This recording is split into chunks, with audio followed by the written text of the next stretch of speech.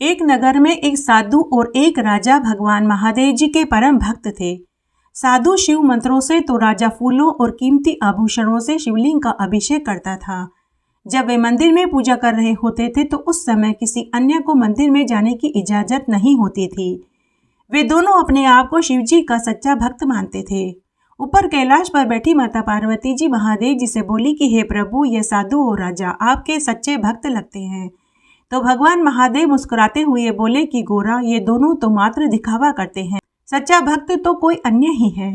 तब भगवान ने उस नगर के लोगों की परीक्षा लेनी चाहिए। तब भगवान महादेव ने कोड़ी का वेश बनाया और माता पार्वती जी ने 16 साल की सुंदर युवती का वेश बनाया और उसी मंदिर की सीढ़ियों पर जाकर बैठ गए और मंदिर में आने जाने वाले लोगों से मदद मांगने लगे। लेकिन सभी लोग कोड़ी को घिन्न नजरों से देखकर जा रहे थे, किसी ने भी उनकी मदद नहीं करी।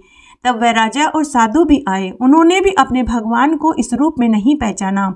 सुबह से दोपहर, दोपहर से शाम हो गई, लेकिन किसी ने उनकी मदद नहीं करी। तभी वहां एक बुढ़िया माई आई। वह उनके पास आकर बैठ गई और बोली कि बेटी, तुम कौन हो और तुम्हारे पति को क्या हो गया? सुंदर युवती रूप में देवी पार्वती बोली कि माँ, मेरे पति को कोढ़ हो गया है। इनका नाम कैलाश और मेरा नाम पर्वतिया है।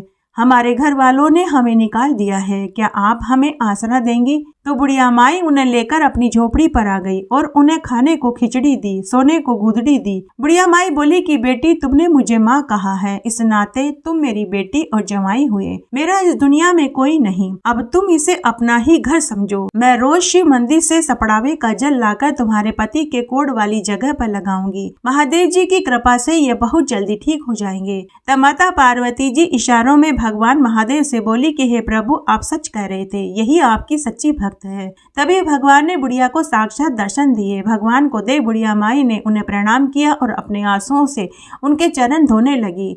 भगवान ने बुढ़िया माई को वरदान मांगने को कहा तो बुढ़िया माई बोली कि प्रभु, मुझे अपने साथ अपने लोक में ले चलिए। बुढ़िया दिव्य रूप धारण करके भगवान के साथ देवलोक में जाने लगी। पूरी प्रजा के साथ नगर के राजा और साधु ने भी देखा। उन्हें अपनी भक्ति और पूजा तुच्छ लगने लगी। वे मनी मन सोचने लगे कि हमारे प्रभु हमारे सामने आए थे और हम उन्हें नहीं पहचान पाए। इससे दुखी होकर राजा अपना सारा राजपाट छोड़कर वन में जाकर तपस्या करने लगा और उस साधु ने जल समाधि ले ली। हे प्रभु, जैसे आपने बुढ़िया की भक्ति से खुश होकर उसे दर्शन दिए और उसे शिवलोक का वास दिया, वैसे हमें भी देना। बोलिए देवों के देव भगवान महादेव जी की जय। शॉर्ट कहानी सुनने के लिए चैनल को सब्सक्राइब जरूर करें।